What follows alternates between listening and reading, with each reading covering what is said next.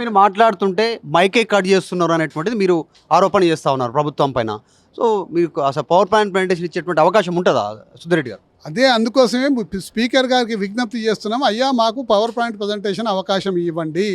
ఎందుకంటే మాట్లాడేటప్పుడు అనేక అంతరాయాలు, అనేక సార్లు మైకులు కట్టు, అనేక సార్లు వేరే వాళ్ళు లేచినప్పుడు వాళ్ళకు అవకాశం ఇవ్వడం, ఈ విధంగా జరుగుతుంది. కాబట్టి పవర్ పాయింట్ ప్రజెంటేషన్ ఇస్తే మొత్తం పవర్ పాయింట్ ప్రజెంటేషన్ అయిపోయే వరకు కూడా ఎవరు మాట్లాడకుండా చేస్తే ఈ రాష్ట్ర ప్రజలకందరూ కూడా సత్యాలు నిజాలు తెలుస్తాయి. కానీ తద్వారా కాళేశ్వరం ప్రాజెక్టు వల్ల ఈ రాష్ట్రానికి ఏ లాభం వనగూరిందో సంగతి ప్రజలకు తెలుస్తుంది.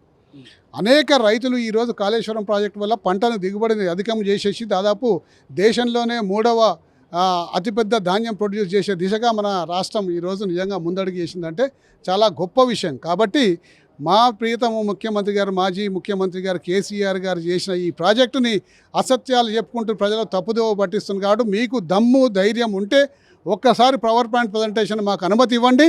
తద్వారా ఈ రాష్ట్ర ప్రజలకందరూ కూడా నిజాలు మేమందరూ కూడా రాష్ట్ర ప్రజల ముందు పెడతాము. ప్రజలే అప్పుడు నిర్ణయిస్తారు కాళేశ్వరం ప్రాజెక్టు వేస్టా లేకపోతే మంచిదా అన్న సంగతి ప్రజలు నిర్ణయిస్తారని చెప్పేసి. పవర్ పాయింట్ ప్రజెంటేషన్ ఇవ్వాలంటే ఈరోజు సాయంత్రం వరకు దానికి సంబంధించి మీకు సమాచారం రావాలి.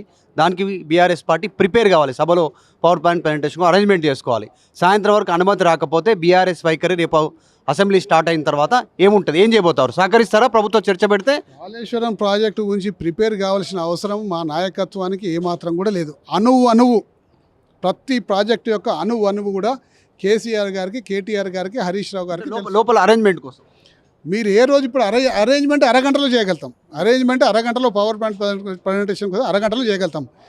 ఏ రోజు ఏ బీఆర్ఎస్ సభ్యుని పిలిచినా కానీ ఘంటాపదంగా చెప్పాల్తాడు కాళేశ్వరం ప్రాజెక్టు గురించి. కాబట్టి సబ్జెక్టు మీద అంత అవగాహన ఉన్న నాయకులు మా దగ్గర ఉన్నారు. స్పష్టంగా అనర్గళంగా మాట్లాడే వ్యక్తులు కూడా ఉన్నారు. కాబట్టి మాకు అరగంట వ్యవధి చాలు.